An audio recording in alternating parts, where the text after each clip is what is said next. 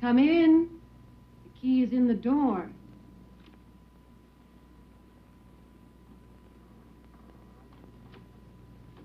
Mrs. Brinks? Derek's formal wear.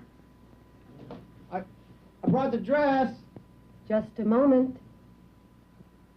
I brought along a size 11 also. Just in case it didn't fit, they run a little small. A scene from Old Boyfriends with John Belushi encountering Talia Shire. He's one of the old boyfriends she visits on a cross-country trip to rediscover her past. Old Boyfriends is just one of 5 new films we'll be reviewing on Sneak Previews, 2 film critics discussing the latest movies. And this is Roger Ebert, the film critic of the Chicago Sun-Times. Across the aisle from me is Gene Siskel, film critic of the Chicago Tribune. In addition to Old Boyfriends, we'll be reviewing Hurricane, the multi-million-dollar South Seas epic, Picnic at Hanging Rock, which is about a mysterious disappearance of a group of schoolgirls in Australia, and Dreamer, the story of a kid from Southern Illinois who bowls his way into the championships. You could call him the Rocky of the bowling alleys. But first, Gene starts with The Bell Jar. Roger, The Bell Jar is a novel written by poet Sylvia Plath, who committed suicide at age 31 back in 1963. The novel is a semi-autobiographical book about 2 years of psychic pain experienced by the writer's alter ego, Esther Greenwood, a college student in the 50s. Marilyn Hassett, who starred in The Other Side of the Mountain, plays Esther Greenwood. She's a very confused college student, as she tells her boyfriend one night.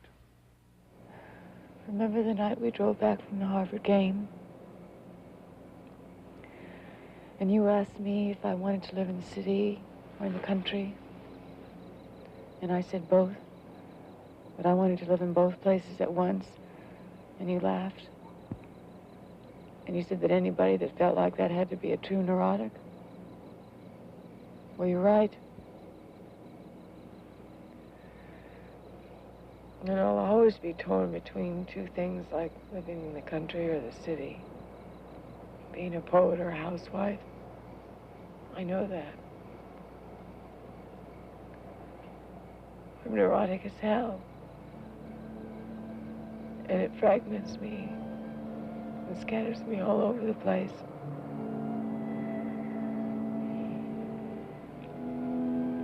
And I'll probably end up spending the rest of my life flying back and forth between one mutually exclusive thing and another.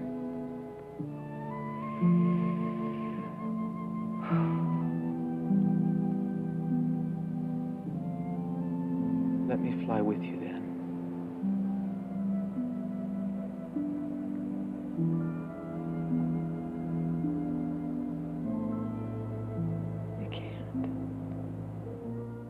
I don't know why he can't fly with her.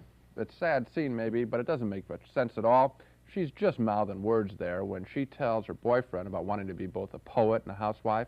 We don't buy it. Up until this point in the movie, all she's ever talked about is wanting to be a poet. In fact, to help her writing career, after graduation, she wins a chance to work as an editorial assistant on a New York women's magazine. Now the movie gets really loony as Esther talks with one of her Southern Belle girlfriends, who also works at the magazine, about their writing careers. Do you really want to be in fashion? Oh, Lordy, no. I want to write novels of unending passion and unrequited love, like Philomena Guinea writes. Philomena Guinea? She's my sponsor at school. You know her? You mean you really know her? Tell me what she's like. Well, she's very tall and very austere, and she talks very English, although she was born in Ohio. But she writes potboilers, Doreen. So what? She makes loads of money. You know, they make movies out of her books. She travels all over the world. But that's just a dream. I mean, I'm going to wind up married with a bunch of kids, and that's as far as my old pop dream's going to go anyway. It's not a pipe dream. You can do anything you want to. Oh. You really could. You could be a scientist, a doctor. You could be a Lady Olympic pro champion, or a Boston Symphony trumpet player, or a deep sea diver. Or you could be a pot boiler rider, or a pot rider boiler, or a rider boiler pot. You are behind the barn. No, you stop, Esther! Esther! Oh, Esther Greenwood, you are. Unbelievable. A classic dumb moment in the movies. That scene's a cross between All My Children and Hee Haw. Seen as a look of a low-grade soap opera, as does the entire second half of the film, as Esther encounters an assortment of slobbering men who want to rape her. The film, The Bell Jar, really trashes the novel, and that's a particular shame. Sylvia Plath, the author, has a wide following among young women in college. They read her poetry, and they don't regard her novel or her poetry as soap opera. They identify with its revelations and relate to its psychic pain. I think those readers will be insulted and angered by what's happened to The Bell Jar. As for those who haven't read the book, they'll just find the movie boring and I think sometimes laughable. I agree. You know, one of the problems that the movie faces and never solves is the problem of making a writer interesting in the first place in a movie. Writing is not a cinematic act. I mean, ordinarily you see the guy, it's the middle of the night, he's tearing paper out of the typewriter, throwing it across the room, drinking scotch. She doesn't even go that far. She writes a couple of notes in a loose-leaf binder, and that's it. Yeah, it doesn't show the madness either very creatively. All that she does throughout the film, pretty much, is scream at the top of her lungs. And when you start at an emotional pitch that high, fairly early in the movie, the actress has no place to go. That's unrelenting. And there's another problem, too. She's always going on and on about how this woman's magazine in New York is beneath her. And yet the entire movie is on the level of true romances or true confessions. This is one of the few movies about suicide in which the audience is shouting, jump, jump, you know, get it over with. You're right. Put us out of our misery. You're right. Next, we have a mysteriously beautiful and haunting film called Picnic at Hanging Rock. One sunny summer day, nearly 70 years ago, or so an old story goes, a party of Australian schoolgirls went on a picnic to Hanging Rock, an ancient outcropping at the edge of the sea. Now, some of them never returned. And strangely enough, when I tell you that, I'm not revealing the ending. Here's a scene from early in the film, and watch how the director, Peter Weir, uses music and sunlight and easy laziness to establish a mood in which danger lurks just out of sight. C'est très joli, n'est-ce pas? Yeah, you wouldn't have the time, I suppose, miss. Ah, Miranda, your pretty little diamond watch. Don't wear it anymore. Can't stand it ticking above my heart. Ah. If it were mine, I'd wear it always, even in the bath. Would you, Mr. Hussey?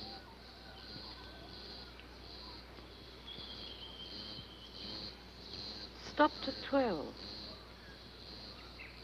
Never stopped before. Must be something magnetic. Well after 2, I'd say. We'd better be careful. I promised Mrs. Appleyard I'd have you lot back at the college by 8.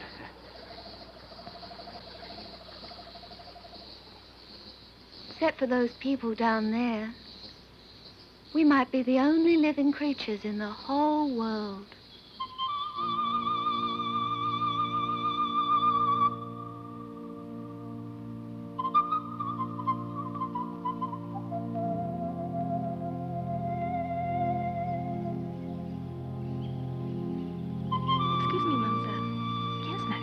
I should like to make a few measurements to face the rock if we have time, with Miranda and Irma. Oh, please, mademoiselle. We'll be back long before tea. Eh bien, allez. May I come too, please? So long as you don't complain. I won't, I promise. And don't worry about us, mademoiselle. We shall only be gone a little while.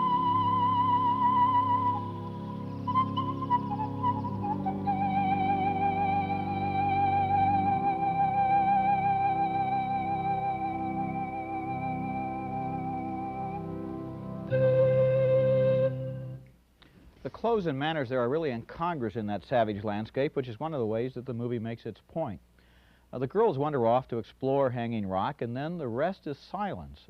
But there's one girl who eventually does reappear, and she doesn't remember what happened, or she says she doesn't. And after she recovers, she returns to the school and to intense and hostile curiosity. It's as if they blame her for what happened.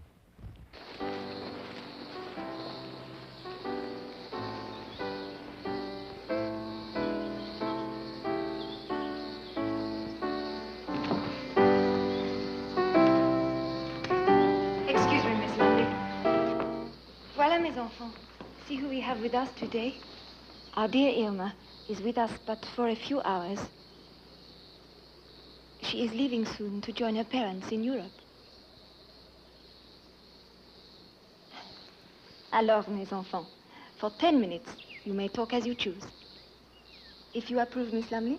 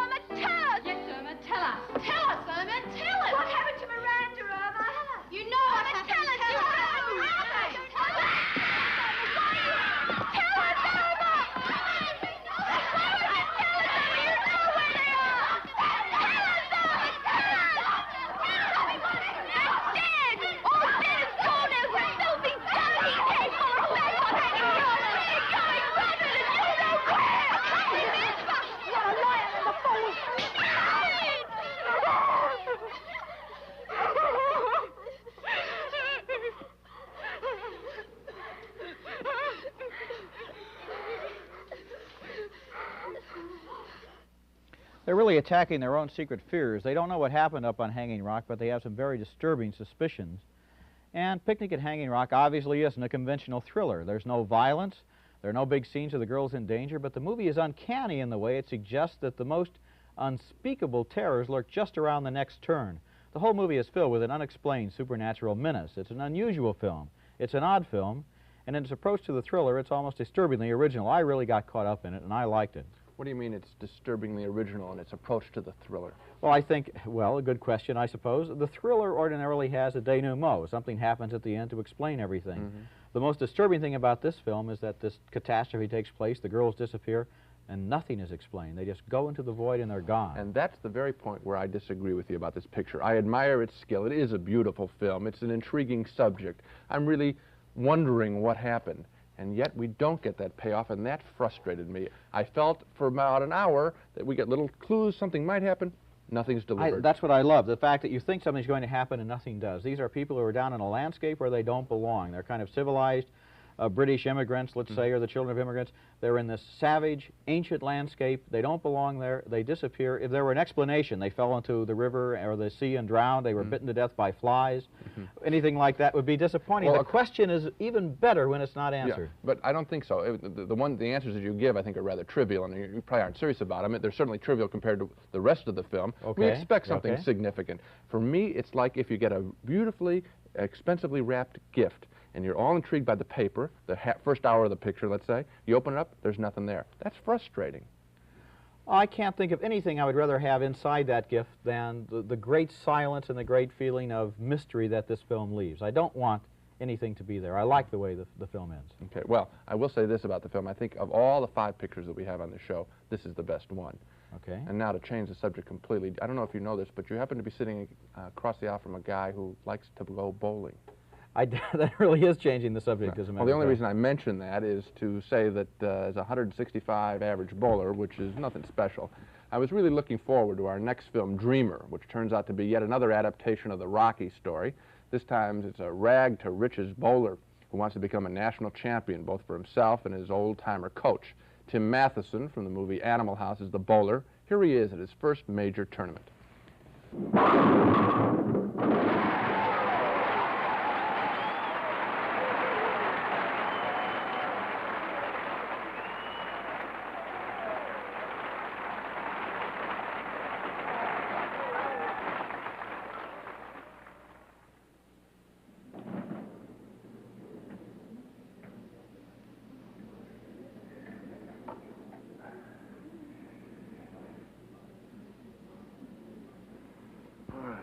This is the one.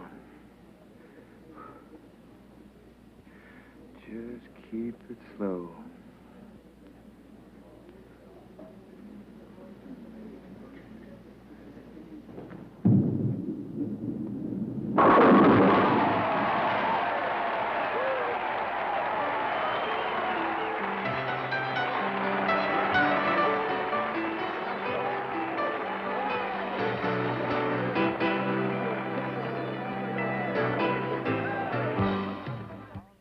Even as a bowler, I've got to admit that it isn't very exciting watching a guy knock down all the pins when you just know he's going to knock down all the pins. Maybe that's why they added that music there and to spike up the action. Anyway, he brings his trophy that he wins back to his home base, a small-town bowling alley, where he's got to fix a broken pin-setting machine before encountering his girlfriend, played by Susan Blakely. Hi there, sugar.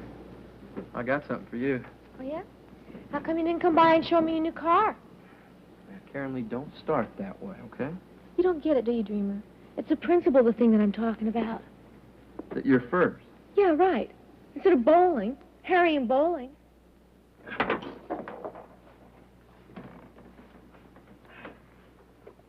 This is for you. Well, you did it, huh? Uh-huh. You like that? It's nice. It's real pretty. And so are you. And I missed you. I missed you, too. I love you. How much? What does that mean? It means I want to go with you next time. The time I took you, I bowled 146 and finished out of the money right in the hole. That's I know. right. Oh, we had fun, remember? Oh, you had fun. I didn't like losing. Yeah, neither did Harry, right? What are we arguing about? I'm back. I won, okay? No more arguing? Okay. Please? Okay, no more arguing. I'll just go with you next time, that's all. No, you won't. And if you don't want that, just leave it. Oh, I want it. No, you don't. Yeah, I do. It's mine. You gave it to me.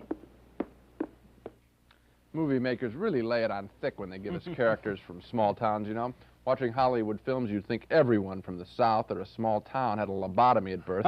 Anyway, the story gets cornier and cornier, and worse, the twists of the plot are thoroughly predictable, all coming down to, of course, one last game, which is far less interesting than any of the bowling tournaments you see every week on TV. Now, there are reportedly 20 million regular bowlers in this country. Well, we were waiting for a good story about bowling, but Dreamer, which does have a couple of pleasant performances in it, Dreamer really isn't it. Well, I'm not a bowler. I was not waiting for a good story about bowling, and I was certainly not waiting for this story. Yeah. You mentioned Rocky. Rocky was a good movie. It had a lot of cliches that it used very well, with a lot of energy. Yeah, we were seeing them for the first time in a long time. In a long time, yeah. Now we see them on the average of every week. This movie is so predictable. You sit there and you say, now he's going to do this, now that. Here comes the big match. Here's his girlfriend. Here's his coach. Will the coach have a heart attack? Will he win the big match? Will he make up with his girlfriend? It's so predictable, it's depressing. Yeah, and I really thought that as I was watching there, I see these nice, pleasant performers in there, and why are they trapped in this kind of picture? Yeah, it's a pleasant movie. It's not an ordeal to sit through, except for the story, which is absolutely, you know, predictable. Right. Here's one I liked a lot better. It's called Old Boyfriends, and right at the beginning of Old Boyfriends, Talia Shire reads to us from her diary. Her life hasn't turned out to her satisfaction, she's discovered, and so she's decided to go on a trip and revisit 3 of her old boyfriends. She thinks that if she can find out where she went wrong with them or where they went wrong with her, she can figure out how to repair her own life. Well, one of the boyfriends is John Belushi, last seen in Animal House. Now he's running a tuxedo rental company in Denver. She dresses in red because she'd like him to think he's about to be seduced. Thanks very much. Hey, you're Diane Cruz. Diane Cruz from Central High. Don't you remember me? Eric Katz. Eric, oh, Eric, my God. Oh, my God, of course. I didn't expect to. Oh, Eric, look, we got to talk. Let me take these. I got to try these on. There's a bottle of scotch over there that they sent me. You open it, pour yourself a drink, and I'll be right back.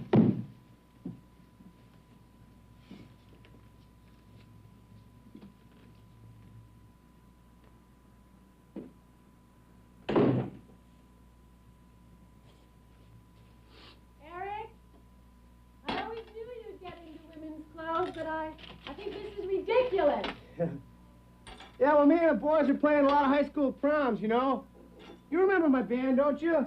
We used to wear those red shirts, the blue dickies, and we used to wear the blue shirts. You could see the dickie right through. But anyway, I realized I could make some money in clothes. You know, the kids have to rent tuxes and formals to proms, so why not rent them from me? Eric Katz, the guy who plays the proms. You could almost read Belushi's mind. He's out on delivery. He finds Talia Shire in an negligee. Boy, is he lucky, but boy, is he in for an unpleasant surprise. If that scene didn't seem quite realistic, there's a reason for that. The director of Old Boyfriends, Joan Tewksbury, doesn't intend for us to see the story on a literal level. She sees it more as a fairy tale in which the young princess goes off to visit three Prince Charmings, and the first character is sort of heroic. The second is Belushi, who we just saw. And then she meets Keith Carradine, who is the brother of her old boyfriend, Louis, who was killed in Vietnam. Carradine is a special case.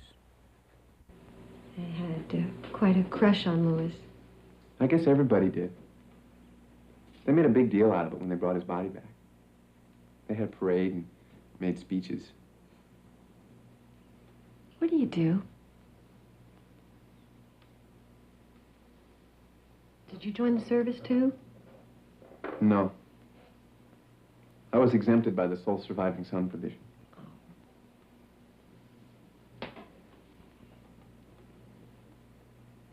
What do you do now? Odd jobs. I help out at the store sometimes. Where do you live? Here. I'm the sole surviving son. Oh. Louis let me visit him at the camp once. Everybody went, but I was the one he wanted to see. Were you his favorite? Sure, he was mine. He was mine, too. Louis was going to be a writer. Sometimes I write stories. Maybe you could write a story about it. Maybe I could write a story about you. Maybe. Maybe we could be friends. You can kind of glimpse strange things there in Carradine's mind. Old Boyfriends is an ambitious movie that wants to say a lot of things about love and memory and madness and about the real nature of relationships between men and women. But it doesn't always succeed, maybe because it tries to do too many things for one movie. There are sad scenes and violent ones and others that are played simply for laughs, and the movie never quite comes together, but it is original and it's interesting and it has some fine moments. I'd take a chance on it. I wanted to take a chance on it, especially when she says she's going to go back and revisit her past. But we find out that isn't what she's really up to. It's such a depressing, downbeat character. I really didn't care about her journey. I think the movie is about the fact that what she says she's going to do at the beginning is not what she's really going to do. The revelation of her real motives are part of the film. Well, if it had been a stronger film up until then the revelation would have made some sense. But since we don't get it in the beginning, I was thoroughly confused. Really. Well, I don't think it's a great film, but I did think it was very much worth seeing. Well, one thing, it's a lot better than our next picture, that's for sure. I haven't really liked any of the movies on this show, and so to keep my record solidly intact, let's get to Hurricane, which has a lock on becoming one of the worst films of 1979. Or of the decade. I think I'm with you. First of all, they couldn't even get the title right. Hurricanes in the South Pacific, where this film takes place, are called typhoons. This is another story of a skittish white woman falling in love with a dark-skinned native prince. You know the story very well. The romance gets the native god so angry that brings about the typhoon. Is Mia Farrow and her island prince scramble for safety by shinning up a tree. Hurricane is supposedly an expensive movie, but in this scene that you're about to see, I think you're going to be able to spot the cheap miniature island village, and then when the actors are being filmed in a special effects pool. Also, watch for the cliche at the very end of the scene as the typhoon hits.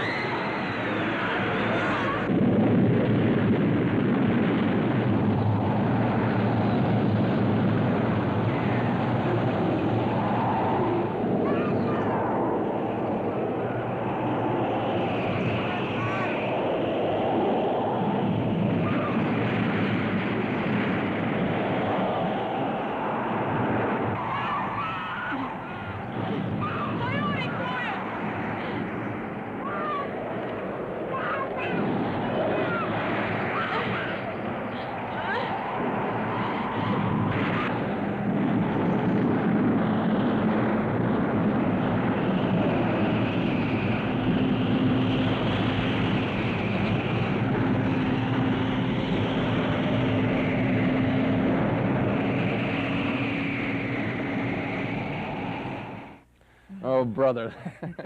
That says it all about the unoriginality of this picture. The movie runs nearly 2 hours, a dull 90-minute romance followed by a 30-minute rainstorm. Just awful. You wonder sometimes what good actors are doing in a movie like this. You think of Jason Robards, Academy Award winner. Max von Sydow, he's been in a dozen pictures by Bergman. Trevor Howard, 40 years of great British filmmaking. Apparently, they just couldn't pass up the opportunity for a big paycheck and spend the summer on Bora Bora. The movie is a complete mess. Yeah, there's really nothing more to be said about it. Awful. One to absolutely miss. There is one more thing to be said about it. Please miss it. Well, now here's Spot, the Wonder Dog, to remind us it's time for Dogs of the Week, where each of us picks the week's worst movies. Right, Gene, and my dog this week is Beyond the Door, number 2, that is. The original Beyond the Door was an Italian ripoff of The Exorcist, badly dubbed into English. But Beyond the Door number 2 breaks new ground. It's an Italian ripoff of The Omen Part 2, badly dubbed into English. Let's see, it's about a little boy with strange satanic powers, and about his mother who possesses deep and dark secrets, and about how they live in a house with creaking doors and strange noises and mysterious cold basement walls and razor blades that fly through the air, and worst of all, a disembodied hand that's always clutching at the hapless mother. And if that's not bad enough, this kid amuses himself by jumping out from behind doors and scaring people. What a sense of humor, right? My advice is forget about what's behind the door, Part 1 or Part 2, and send this little monster to summer camp permanently. Sounds like a very good idea. My dog has a basis in martial arts. It's Circle of Iron, with David Carradine of Kung Fu TV fame serving again as a great wise master trying to teach an anxious young student. The student is thrown out of school by a mean teacher for roughhousing. Then he meets Carradine. Carradine plays many roles in order to challenge his young student, but his disguises are laughable, not frightening. Carradine is a weird dude who captures flies with his bare hands, a skill he says that is not designed to impress others. I can see why. That skill puts him on a par with a no-press strip from Shell, you know. Actually, the whole movie is stuck at that level. Okay, Gene, 2 great dogs of the week. And speaking of dogs, are you listening, Spot? Here's a present for you from a woman in Dallas, Texas, who says that you're her favorite on the program. She sent this to you, right? Yes, very thankful. Well, Very kind of her. Oh, look at this. It's a squeeze toy in the form of a newspaper. You're a pretty tough critic, aren't you, Spot? Okay, now let's take another look at the movies on this week's program. The Bell Jar, rated R, starred Marilyn Hassett as a suicidal young poet in a story that made soap operas look good. Neither Gene nor I can even remotely recommend you see it, so 2 no's for that one. Hurricane is one of the most expensive and one of the most ridiculous epics of recent years. It's an ill wind that blows no good. This one certainly doesn't. We give it 2 no's as well. Picnic at Hanging Rock was the beautiful, mysterious, low-key thriller from Australia. We both liked its mood of impending danger, but Gene was disappointed by its ending. I also found good things in Old Boyfriends. It doesn't succeed completely, but I think it's worth seeing. Gene didn't believe in its lead character. And we both say no to The Dreamer, the all-too-familiar saga of a plucky bowler striking his way to the top. And, Gene, that's 5 negative votes for you. That must be some kind of a record. Well, I don't make the movies. I just review them. But, you know, I did like the squeeze toy. So much for this program. Next on Sneak Previews, we'll show you scenes from the new Woody Allen comedy, Manhattan. Also, Sir Laurence Olivier in A Little Romance. And Dawn of the Dead, the violent and controversial new horror film made by the director who made the classic Night of the Living Dead. Until then, see you at the movies.